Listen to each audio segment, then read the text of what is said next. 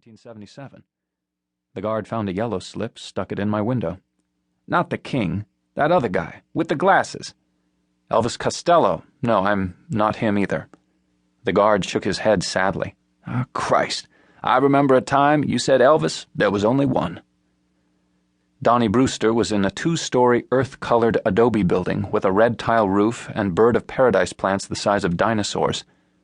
A receptionist led me to a secretary who showed me into a dark-paneled conference room. In the conference room were Patricia Kyle and a man in his late 30s with a sharply receding hairline and an $800 sport coat that fit him like a wet tent. What hair he had left was pulled back tight into a short ponytail. Style. Pat Kyle stood up and smiled and gave me a kiss. Elvis Cole, this is Donnie Brewster. Donnie, Elvis Cole. Donnie Brewster gave me a moist hand and looked nervous. Christ, where were you? I thought you'd never get here. The pleasure is all mine. Donnie gave me everyone's out to get me eyes. She warned me you thought you were a riot, and what you've got to understand is that this isn't funny.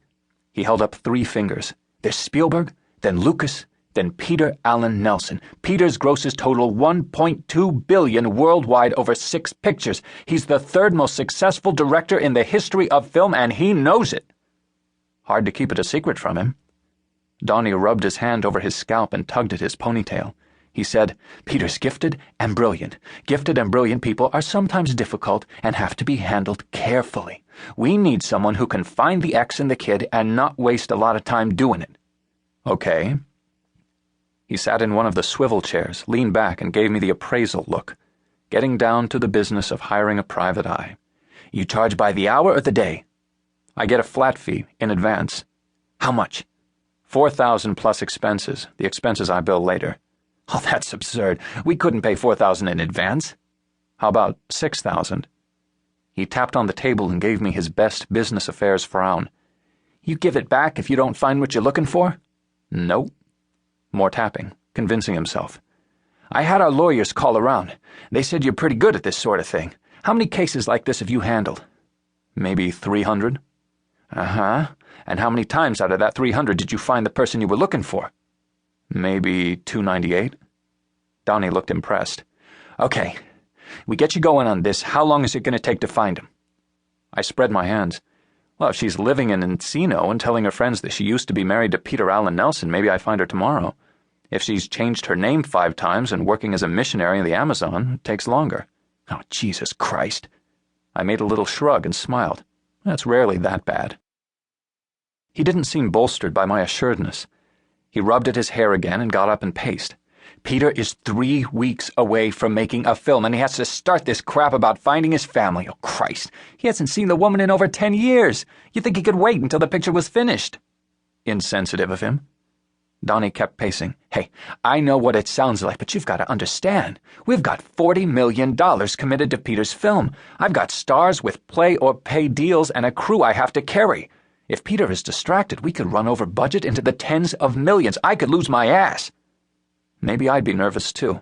Okay, then maybe it makes sense to wait until the picture's finished before we get started. Donnie rolled his eyes and dropped into another chair. Did you see Chainsaw? Yes. Chainsaw was Peter's first picture. He made it for something like $400,000. It grossed $400 million. And overnight, Peter Alan Nelsen went from parking cars to being Hollywood's new wunderkind. Every picture he's made has grossed a fortune.